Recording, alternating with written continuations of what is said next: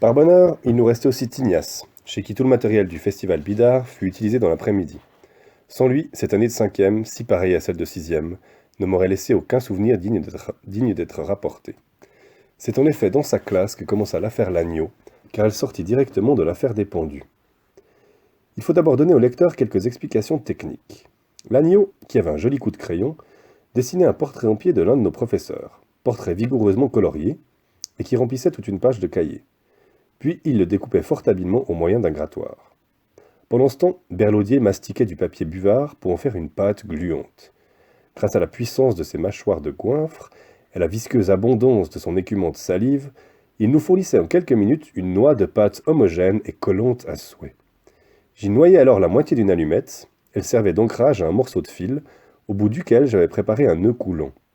J'y glissais la tête du portrait découpé, qui se trouvait ainsi pendu par le cou. J'attendais ensuite que Tignas me tournât le dos, et d'un geste rapide, je lançai la boulette vers le plafond. Elle y restait collée, et le pendu se balançait gracieusement chaque fois qu'on ouvrait la porte. C'est Tignas que nous pendîmes le premier, mais il ne daigna pas s'en apercevoir, et nous le retrouvâmes le surlendemain, aérien et folâtrant au bout de son fil.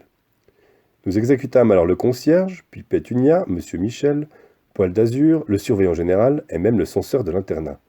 C'est la crainte qui nous empêcha de pondre le proviseur, mais c'est par amitié que je refusai d'exécuter Picsou ainsi que M. Père. Ce jeu était amusant, mais il eut peu de retentissement par la carence de Tignas. De plus, au bout de 3 semaines, les pendus disparurent tour à tour, à mesure que séchait la pâte Berlaudier. Nous renonçâmes à l'espoir de suspendre au plafond une galerie complète, et ce jeu fut abandonné. 3 mois plus tard, Socrate se mit à me persécuter. Parce que j'avais fait imprudemment quelques bonnes réponses, il dévasta ma tranquillité, me réclama chaque matin ma leçon de grammaire ou de récitation, et me posa des questions en classe avec une persévérance si insolite que l'agneau en était indigné, et que Zacharias lui-même s'apitoyait sur mon sort. J'essayais de décourager le tourmenteur par des réponses idiotes. Un jour qu'il me priait de lui donner un exemple d'ablatif absolu, je lui offris subito presto, ce qui me valut les ricanements de quelques externes et une version supplémentaire de 3 paragraphes du De Viris Illustribus.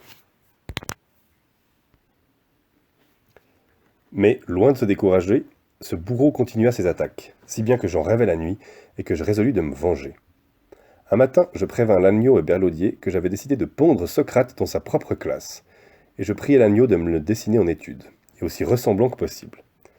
Il parut effrayé par l'audace de mon entreprise, mais Berlaudier s'écria « Il a raison, Socrate lui fait la chasse à l'homme, il ne peut plus supporter ça sans rien dire. » Et s'il attrape une retenue ?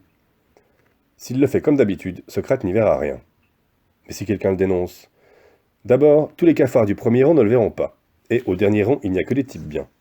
Et puis finalement, s'il a une retenue, ça lui fera honneur. Depuis qu'il est au lycée, il n'a jamais été collé.